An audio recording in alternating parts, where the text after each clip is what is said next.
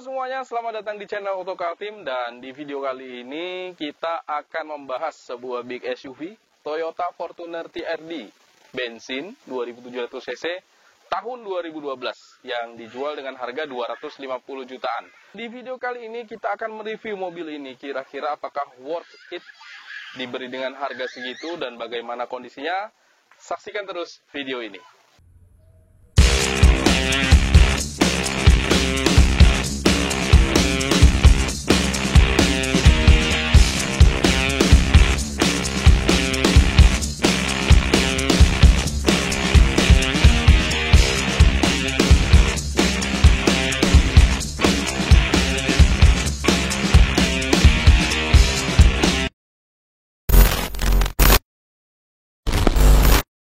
Ini merupakan generasi kedua dari Fortuner ya, berkode mesin 2TR, karena ini merupakan mesin bensin yang menurut informasi yang kami terima, mesin ini juga digunakan di unit Land Cruiser Prado ya, Toyota Land Cruiser Prado begitu.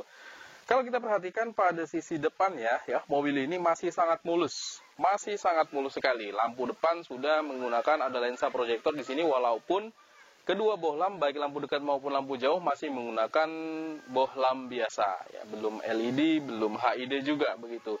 Lampu sen juga masih menggunakan bohlam. Lalu di sini ada fog lamp, ya, ada fog lamp juga masih menggunakan bohlam. Dan di bagian depan ada sensor, ya, ada 2 titik sensor parkir begitu. Dan karena ini merupakan tipe TRD, ya, maka kalau kita perhatikan pada bagian bumper, di sini ada emboss TRD dan di sini juga ada emblem TRD. Dan di sini juga ada daytime running light-nya, begitu. Secara keseluruhan bagian samping masih cukup oke untuk mobil di tahun 2012 yang usianya kurang lebih hingga saat ini jalan 10 tahun kali ya. Ya, sekitar itu kira-kira. Dan lagi-lagi, karena ini merupakan Fortuner TRD, maka ciri khas dari TRD, Toyota selalu menempatkan ini, spion tanduk pada setiap Fortuner yang seri TRD. Sebenarnya ini juga agak jarang dipakai ya, hanya sebagai estetik aja saya rasa. Begitu. Dan berikutnya kita ke sisi samping.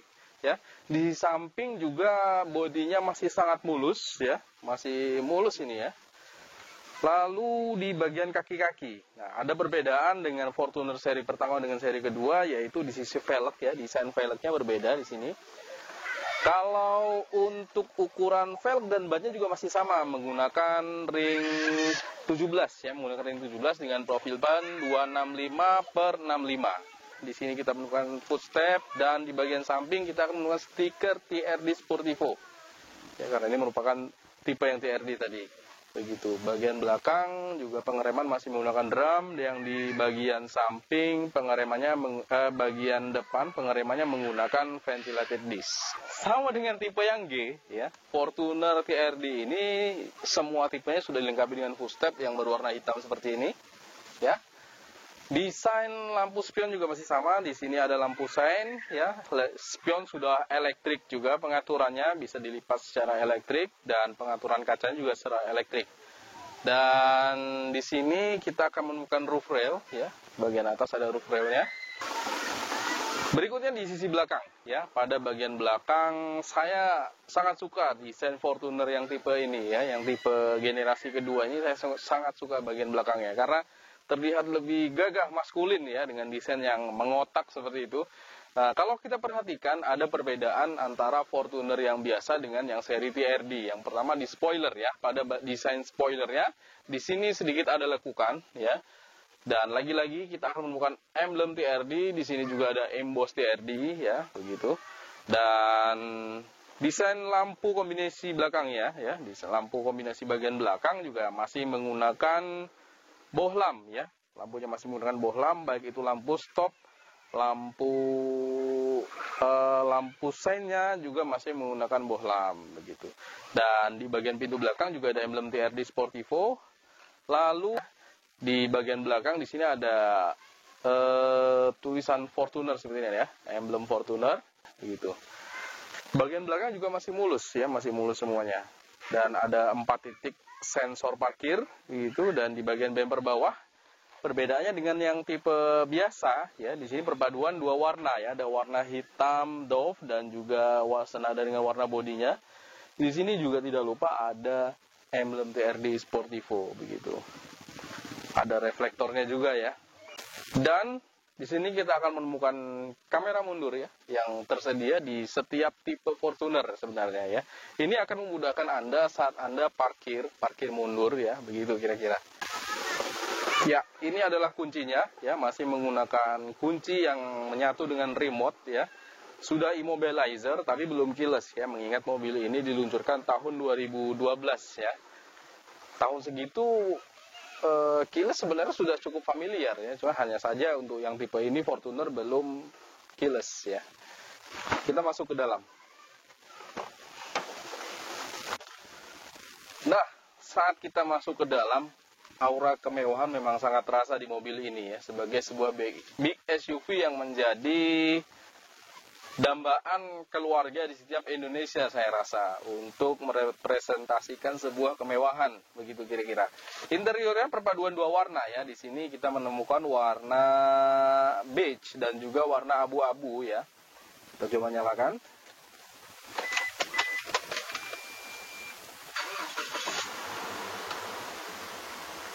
Mesinnya masih halus.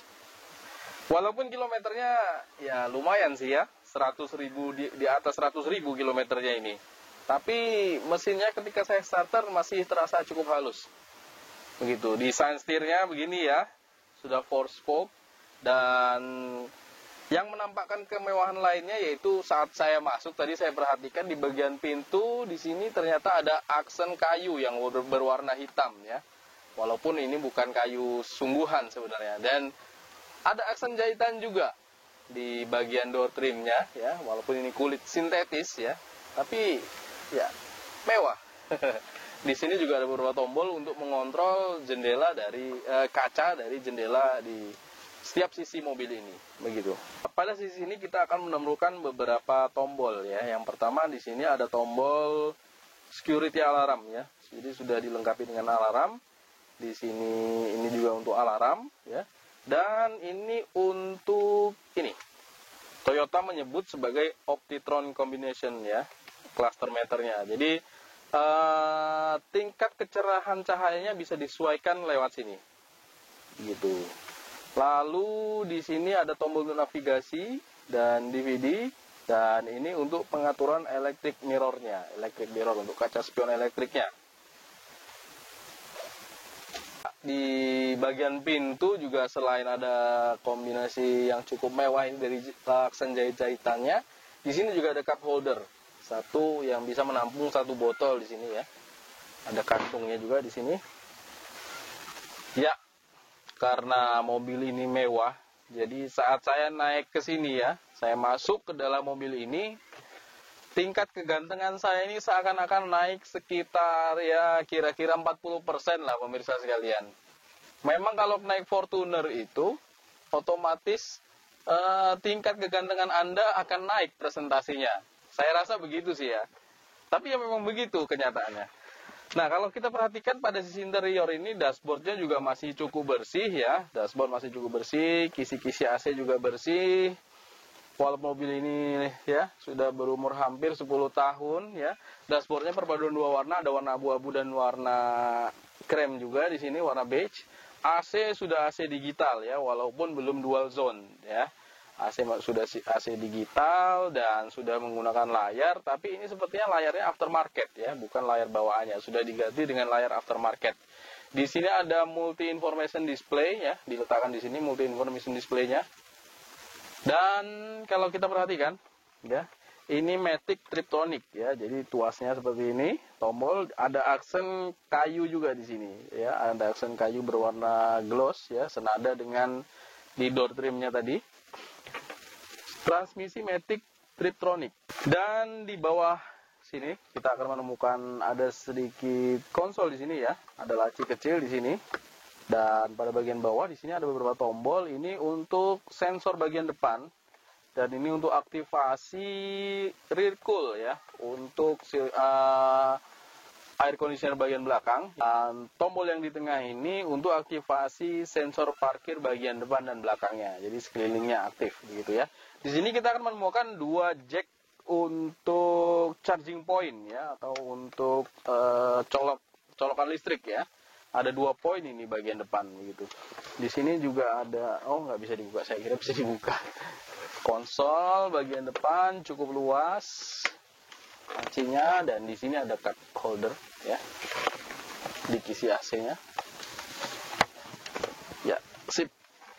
Joknya juga sudah kulit ya, jok kulit untuk yang tipe ini sudah jok kulit. Ini masih manual ya, parking brake-nya. Ada konsol tengahnya. Di sini juga ada cup holder. Oke, dan di sini ada sunglass holder ya, tempat tutup kacamata. Ini lampu interiornya ya, warnanya ini lampunya LED, sepertinya aftermarket juga.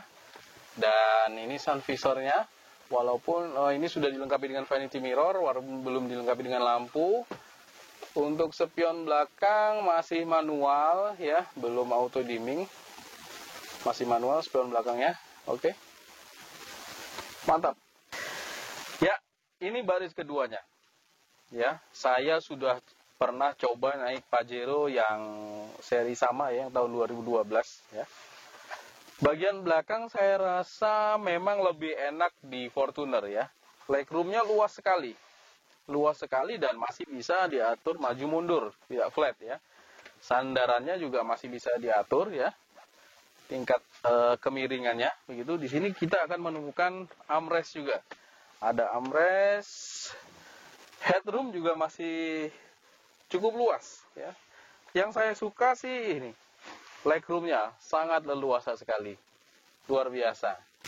Dan untuk kisi-kisi air conditioner di bagian belakang juga ada ya, sampai baris ketiga ada juga ya, sampai baris ketiga. Dan ini untuk pengaturan blowernya begitu. Secara keseluruhan sih interior bagian belakang ini juga masih cukup bersih ya, masih cukup bersih, masih bagus semuanya, tidak ada jok-jok yang sobek, tidak ada. Jadi mobil ini masih cukup istimewa untuk tahun 2012 ya. Di pintu bagian belakang juga masih sama, ada aksen jahitan seperti ini ya, ada aksen jahitan. Di sini juga ada aksen wooden ya, yang berwarna hitam glossy, sama yang bagian depan tadi juga. Di sini ada juga handle ya, ada grip di sini. Dan untuk safety belt ya, safety belt baris kedua ini ada 3 titik ya. Ada 3 titik, walaupun yang bagian tengah belum ada headrestnya. Nah, di bagian belakang di sisi pintu kita juga menemukan child lock ya. Kalau Anda sedang bawa anak kecil ya, ini bagusnya diaktifasi supaya pintu tidak bisa dibuka dari dalam. Fitur safety sebenarnya ya. Dan untuk akses ke baris ketiga, nah ini yang sebenarnya saya agak kurang sreg sih ya. Karena kita harus melakukan effort lebih untuk masuk ke bagian belakangnya. Kita harus 2 kali menggunakan tombol ya. Begini dulu, lalu sini lagi. Nah, begini, belum one stop stable ya. Biasanya kalau yang sekarang kan rata-rata sudah 1 kali klik kursi langsung terlipat ya. Ini masih menggunakan 2 klik. Kita masuk bagian baris ketiga.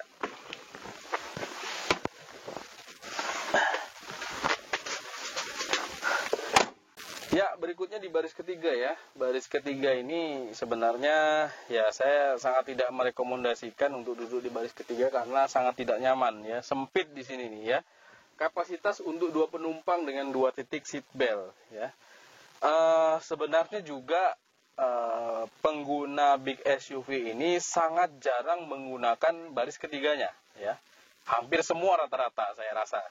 Ya, baris ketiga ini sangat jarang untuk digunakan ya, paling kursinya hanya dilipat saja ya untuk memperluas bagasinya begitu. Memang nggak enak duduk di baris ketiga ini, paling nggak enak duduk di baris ketiga, walaupun di sini sudah ada kisi AC-nya sebenarnya. Tidak seperti di baris kedua. Memang yang paling enak itu di baris pertama ya, di akomodasinya paling enak di baris pertama, berikutnya di baris kedua ya kenyamanannya sedikit berkurang ya. Diduakan aja nggak enak, apalagi ditigakan, karena baris ketiga ini memang nggak enak guys. Memang nggak enak duduk di baris ketiga. Dan berikutnya kita ke bagian belakang ya. Di bagasinya masih cukup akomodatif ya. Bagisnya cukup luas ya.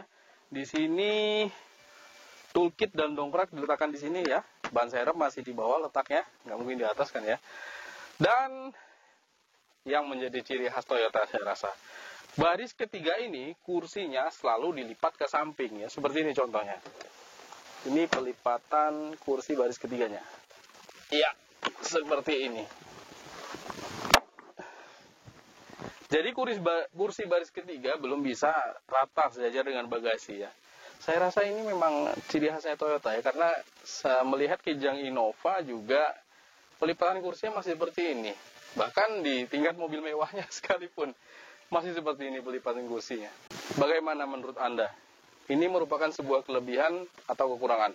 Ya, walaupun dari sisi bagasi memang cukup luas jika kursinya dilipat ya, tapi ya nggak nyaman aja kalau harus digantung seperti ini. Karena ya digantung itu memang nggak enak sih ya. Sekarang kita beralih ke sisi mesin ya.